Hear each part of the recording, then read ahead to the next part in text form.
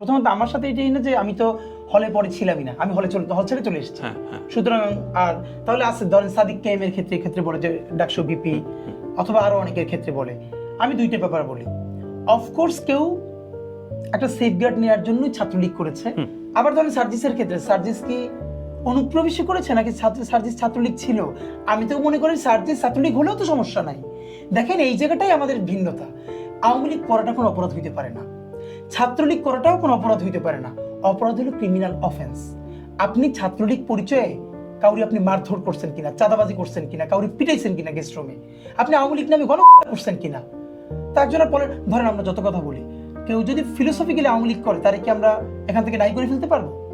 Philosophically Awami League করে তো অপরাধ না, অপরাধ হলো এই গণহত্যার সমর্থক হওয়া এবং ক্রিমিনাল অফেন্স করা।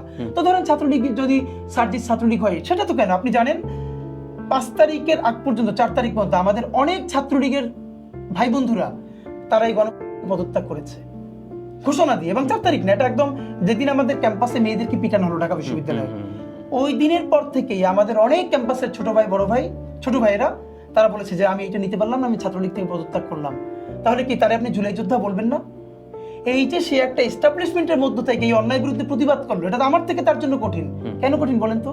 কঠিন এই জন্য আমি তো আওয়ামী লীগের বিপক্ষে, আমার লেখালেখিতে সবাই জানে, কিন্তু যেই ছেলেটা আওয়ামী লীগের মধ্যে আছে সে পদত্যাগ করার কারণে আওয়ামী লীগের মোরাল গ্রাউন্ড নষ্ট হইল না? যদি আওয়ামী লীগের আজকে পতন না হইতো, আওয়ামী লীগ যদি টিকে যাইতো, আপনি বলেন তো সেই ছেলেটার কি হইতো? তাহলে ছাত্রলীগের মধ্যে থাকা 5 তারিখের আগ পর্যন্ত যারা পদত্যাগ করলো ঘোষণা দিয়া এই গণহত্যার বিরুদ্ধে, আমি তাদেরকে ওয়েলকাম করি, তাদেরকে স্যালুট জানাই।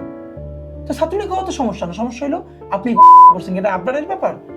আপনারের ব্যাপারে যারা যারা হত্যা করছে এদের সবার তো রেকর্ড আছে, আপনি প্রত্যেকের চেক করেন, তাহলেই তো হয়। সে কি অনুপ্রবেশকারী নাকি রিয়েল ছাত্রলীগ? মানে অনুপ্রবেশ, আপনি তো মানে এমন না যে কেউ ওরে ধুম করে এসে বাইরে গেছে, মব হয়েছে, তা তো না। মানে তারা তো রেকর্ড আছে, খুবই স্পেসিফিক আছে, খুব স্পেসিফিক ব্যক্তি আছে।